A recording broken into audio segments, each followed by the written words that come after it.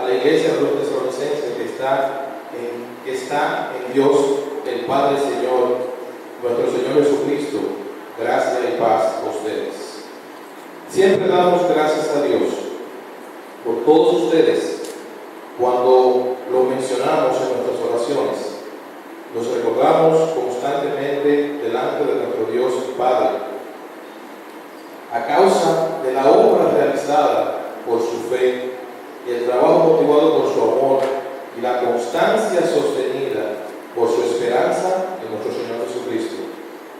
Hermanos amados de Dios, sabemos que Él los ha escogido porque nuestro Evangelio les llegó no solo con palabras, sino también con poder, es decir, con el Espíritu Santo y con la profunda convicción. Como bien saben, estuvimos entre ustedes buscando su bien. Ustedes se hicieron imitadores nuestros y del Señor, cuando a pesar de mucho sufrimiento, recibieron el mensaje con alegría, la alegría que infunde el Espíritu Santo.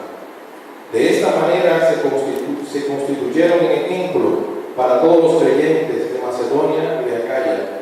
Partiendo de ustedes, el mensaje del Señor se ha proclamado no solo en Macedonia y Acaya, sino en todo lugar, a tal punto que se ha divulgado su fe en Dios, que ya no es necesario que nosotros digamos nada. Ellos mismos cuentan lo bien que ustedes lo recibieron y de cómo se convirtieron a Dios, dejando los ídolos para servir a Dios vivo y verdadero, y esperar al cielo a Jesús, su Hijo, a quien resucitó y nos libró del castigo venidero. Amén. Quisimos usar este pasaje, este ejemplo de Tesalonicenses, porque es, a nuestro entender, muy adecuado para el momento que estamos viviendo como iglesia. En esta carta podemos ver cómo se saluda y se enaltece el trabajo de estos hermanos.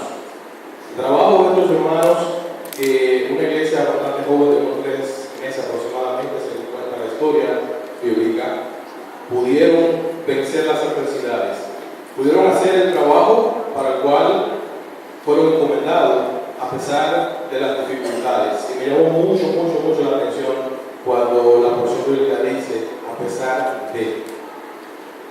La razón de existencia, la misión que les fue entregada a ellos como iglesia fue cumplida a pesar de. La misión que Dios le entregó a ellos como grupo, pero también a cada uno de ellos como creyente, fue llevada a cabo a pesar de, y eso trajo frutos. Lo primero que quiero reflejar aquí es una pregunta que debemos todos nosotros hacer.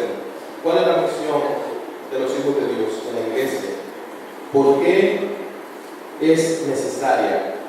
Yo quiero que veamos en el Evangelio de Marcos, capítulo 16, quiero que veamos allí qué nos enseña la Biblia, por qué es necesaria realmente, cuál es la misión de la iglesia y por qué es necesaria esa misión,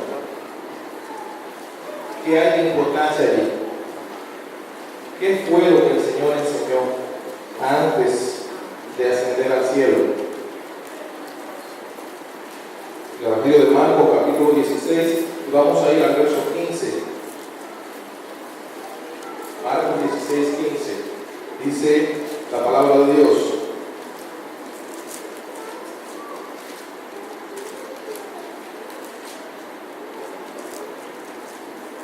aquí hablando de Jesucristo, cuando está realmente comisionando a sus discípulos para el trabajo que tienen que hacer. Dice Marcos 16, 15, y les dijo, o sea, Jesucristo a sus discípulos, y por todo el mundo predicar el Evangelio a toda criatura. El que creyere y fuere bautizado será salvo, mas el que no creyere será condenado.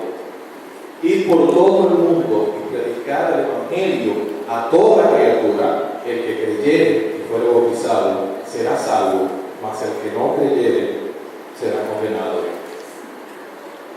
Ahorita cuando observaban los niños, hacía Carmen la pregunta de ¿qué dice Juan 3:16? lo conocemos, lo hemos querido repetir por años en la vida de la iglesia, porque de tal manera amó Dios al mundo que ha dado a su Hijo unigénito, para que todo aquel que en Él crea no se pierda, mas tenga vida eterna. Esa fue la causa por la cual Jesucristo murió. Esa fue la causa por la cual vino a esta tierra a padecer todo lo que padeció, para que nosotros tuviéramos vida eterna en su sacrificio. Y eso como una manifestación del amor de Dios.